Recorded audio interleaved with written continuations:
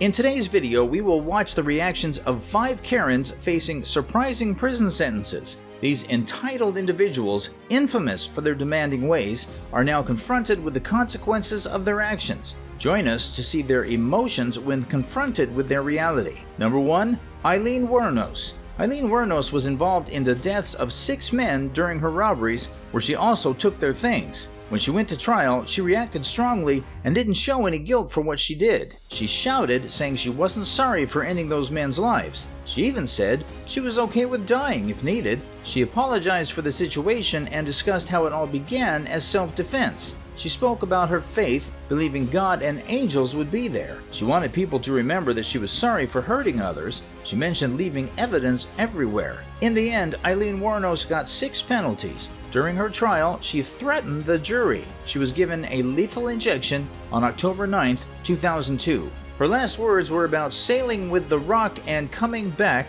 like Independence Day with Jesus. She referred to a big mothership like in the movies. Right after she got arrested, she sold her story to the media. They made a lot of documentaries and a famous movie called Monster, 2003, about her life. Number 2. Diana Lovejoy. Diana Lovejoy had a tough marriage that ended in a bitter divorce from her husband. Their biggest argument was about who should have custody of their 3-year-old son, making their relationship even worse. The judge ruled that Diana and her ex-husband should have custody of their son. Diana was also told to give her ex-husband a lot of money. This made her very angry, and she began to feel jealous and resentful. Her anger led her to come up with a plan to hurt him. With her boyfriend, Weldon McDavid Jr., who was 50 years old, Diana painted a picture of her ex-husband as an abusive person who had hurt their child. They decided to trick him into going to a remote place and shot him in the chest. Luckily, the bullet missed his heart and he survived. McDavid, who knew how to shoot well because of his military experience, said he never meant to kill Diana's ex-husband. He argued that it would have been easy if he had wanted him dead. When they faced court, Diana and McDavid were accused of planning and attempting to murder someone. McDavid also had another charge for purposely shooting a gun to cause harm. Diana was given a 50-year prison sentence. In court, she fainted from the shock of her harsh punishment. It revived her and took her out of the courtroom on a stretcher. Number 3. Deborah Jo Hunter. Deborah Jo Michelle Hunter, a woman from Fernandina Beach, made headlines when a video showed her giving the middle finger and then coughing in the face of another shopper, Heather Sprague, who had recently undergone brain tumor surgery. The incident occurred at a store in St. John's Town Center and was captured on camera, leading to legal consequences for Hunter. Hunter's husband, friends, and family spoke about her good qualities and remorse for the incident at her sentencing hearing. However, Heather Sprague shared her side of the story, describing how Hunter's behavior escalated into bullying, swearing, and threats towards store staff, all in front of Sprague's children. When Sprague started recording, Hunter directed her anger at her and coughed in her face. The judge, James Ruth, watched the video and criticized Hunter for not showing enough remorse in her testimony and letter. He noticed that Hunter seemed more focused on the impact of the viral video on her and her family rather than showing concern for the victim's experience. Despite an initial agreement for probation, Judge Ruth sentenced Hunter to 29 days in jail due to her actions. He emphasized the importance of considering the victim's perspective and expressed disappointment in Hunter's behavior. Heather Sprague, the victim, has a compromised immune system due to brain tumor surgery. She recorded the incident and posted it on Facebook. Sprague was anxious and scared, especially because of her health condition. She believed Hunter's coughing was a deliberate attempt to harm her physically and mentally.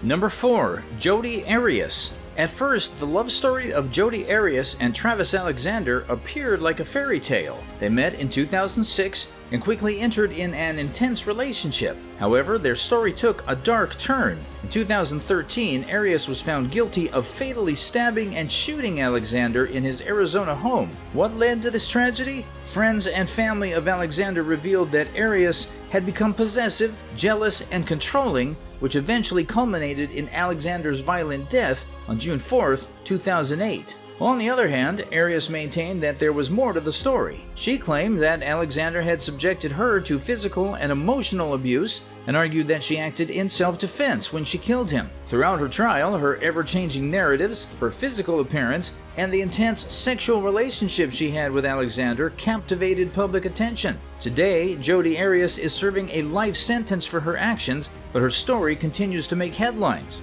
In the beginning, after a 5-month relationship, Alexander tried to end things with Arias. However, she became even more fixated on him. She would show up at his house uninvited, despite his angry reactions. Their interactions remained complicated as they continued seeing each other after officially breaking up in June 2007. During her trial, Arias revealed that a month before his murder, Alexander had contacted her with explicit sexual intentions. Meanwhile, Alexander seemed to be moving on with his life, dating other women. Arias reportedly harassed these women and even vandalized Alexander's car in retaliation. However, Alexander was planning to attend a company retreat with a new romantic interest in June 2008. As the retreat neared, Alexander's friends attempted to contact him, but he did not respond. When they went to his home on June 9, 2008, they discovered the grim truth. Travis Alexander had been dead for 5 days, the victim of a brutal murder.